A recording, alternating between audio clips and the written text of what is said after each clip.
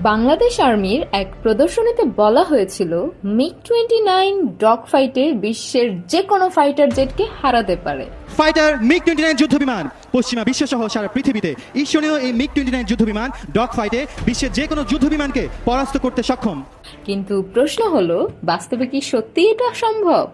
আজ আমরা প্রমাণের ভিত্তিতে সেই দাবিটার সত্যতাই যাচাই করব। চলুন দেখে নেওয়া যাক।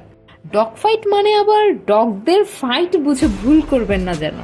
ডগ ফাইট হলো আকাশে 2 বা ততোধিক ফাইটার প্লেনের মধ্যে খুব কাছাকাছি দূরত্বে হওয়া যুদ্ধ। এটি সাধারণত দ্রুতগতিতে ঘুরে ঘুরে একে অপরকে গুলি বা মিসাইল ছোড়ার লড়াই। এখানে সব কিছু নির্ভর করে কয়েক সেকেন্ডের উপর। আমরা তুলনা করব আজকে বাংলাদেশের মিগ-29, ভারতের SU-30 MKI আর আমেরিকার F-22 র্যাপটর কোনটা বেস্ট। প্রথমেই আসি একটা গুরুত্বপূর্ণ বিষয়ের দিকে, স্পিড রিকভারি। ডগ ফাইটে যখন একটি বিমান তীব্রভাবে ঘুরে তখন তার গতি অনেক কমে যায়। এখন যে বিমান দ্রুত আবার গতি ফিরে পাবে সে আবার আক্রমণে যেতে পারবে। এটাই কিন্তু নির্ভর করে থার্স্ট টু ওয়েট রেশিও এর উপর। F-22 এর এই মান প্রায় 1.26, SU-30 MKI এর 1.10 থেকে 1.15 আর মিগ-29 এর প্রায় 1.09।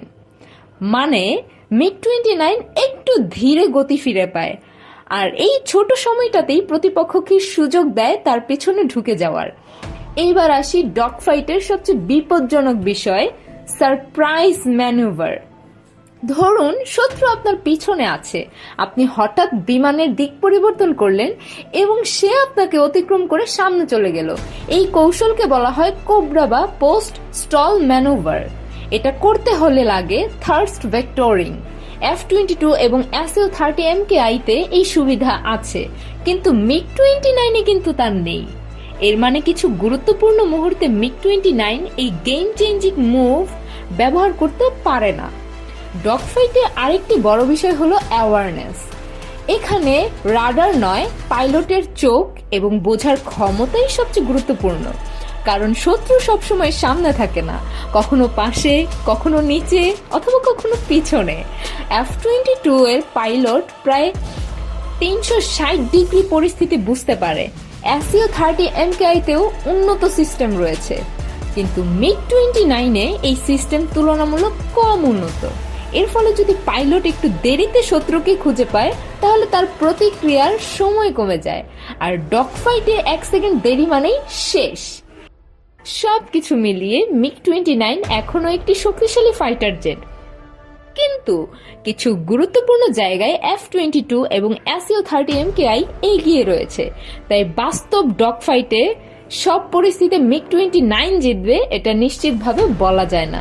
তাহলে কি বোঝা গেল? বোঝা গেল প্রতিবেশী দেশ ভারতের কাছেই ডগ ফাইটের জন্য আমাদের চেয়ে উন্নত জেট প্লেন আছে। আপনার কি মনে হয় যে বাংলাদেশের উচিত মিগ-29 ছাড়াও আরো উন্নত ফাইটার জেট কেনার? বাংলাদেশ কি আরো উন্নত জেট বিমান কেনার পরিস্থিতিতে বর্তমানে আছে? সেটা আমরা ডিসকাস করব কাউন্টারিজমের আগামীর ভিডিওতে। তাই আমাদের সাথেই থাকুন।